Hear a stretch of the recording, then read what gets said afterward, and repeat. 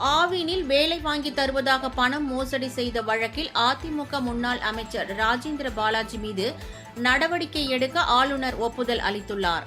கடந்த அதிமுக ஆட்சிக் காலத்தில் ஆவின் நிறுவனத்தில் வேலை வாங்கி தருவதாக கூறி மோசடி செய்ததாக முன்னாள் அமைச்சர் ராஜேந்திர பாலாஜி மீது வழக்கு தொடரப்பட்டு அவர் கைது செய்யப்பட்டு ஜாமீனில் விடுவிக்கப்பட்டார். இது தொடர்பாக சிபிஐ விசாரணை நடத்த சென்னை உயர்நீதிமன்றம் உத்தரவிட்டது. இதற்கு தடை விதிக்க கோரி உச்சநீதிமன்றத்தில் மேல்முறையீட்டு மனு தாக்கல் செய்யப்பட்டது.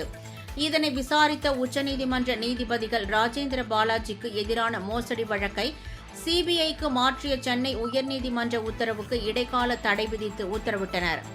மேலும் 2 வாரங்களுக்குள் குற்றப்பத்திரிகை ஆங்கிலத்தில் மொழிபெயர்த்து ஆளுநருக்கு அனுப்பி வைக்கவும் உத்தரவிடப்பட்டது.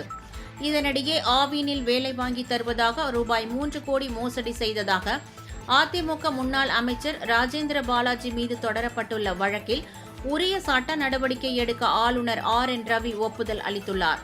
ஆளுநரின் ஒப்புதலை அடுத்து ஓரிரு நாட்களில் அவர் மீது குற்றப்பத்திரிகை தாக்கல் செய்யப்படும் என தமிழ்நாடு அரசு தெரிவித்துள்ளது.